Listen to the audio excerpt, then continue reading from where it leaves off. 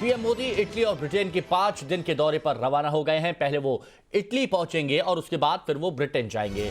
आज से 31 अक्टूबर तक रोम और वेटिकन सिटी में रहेंगे। यहां पर 16वें G20 के समिट में हिस्सा लेंगे प्रधानमंत्री नरेंद्र मोदी।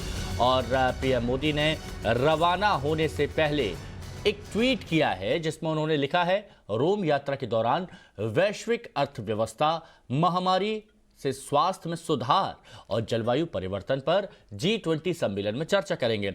और इसके साथ ही G20 के नेताओं से उनकी मुलाकात होगी। ब्रिटेन के प्रधानमंत्री बोरिस जॉनसन के निमंत्रण पर ग्लासगो पहुंचेंगे, जहां पर पीएम मोदी COP26 सम्मेलन में शिरकत करेंगे। एक और 2 नवंबर को होने वाले इस विशेष आयोजन में पर्यावरण सुरक्षा, ग्लोबल वार्मिंग पर चर्चा आयोजित है, यानी उन मुद्दों पर जो बाकी देशों के साथ भी जुड़े हुए हैं, जिनमें खास तौर पर पर्यावरण और global warming.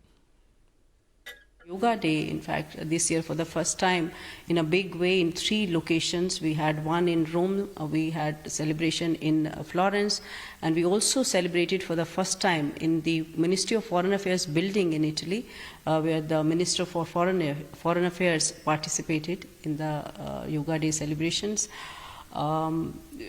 There are, in fact, over 10 universities in Italy that teach Indian languages, Indologies, and subjects related to Indian history, art, and culture, which is something really unique about Italy. We also have tremendous interaction between our parliamentarians. Italy has set up what is called an India-Italy Parliamentary Friendship Group, and this year we had the first ever virtual interaction between Indian parliamentarians and some of the members of that group. We had visit by our speaker for P20 and some of the members also interacted with him.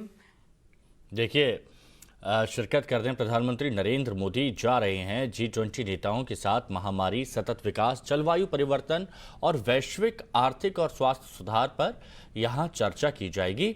और इसके साथ ही जो बैठक में जो focus होगा, जो Italy में जो बैठक होगी, उसमें जो फोकस होगा वो कोरोना महामारी से अर्थव्यवस्था को उबारना, वैश्विक स्वास्थ्य सुशासन, आतंकवाद हमेशा रहा है, टेरर फंडिंग हमेशा मुद्दा रहा है, इस पर भी बात होगी, जलवायु परिवर्तन पर भी बात होगी और टिकाऊ विकास, खाद्य सुरक्षा, ये वो पहलू हैं जिन पर बात होगी।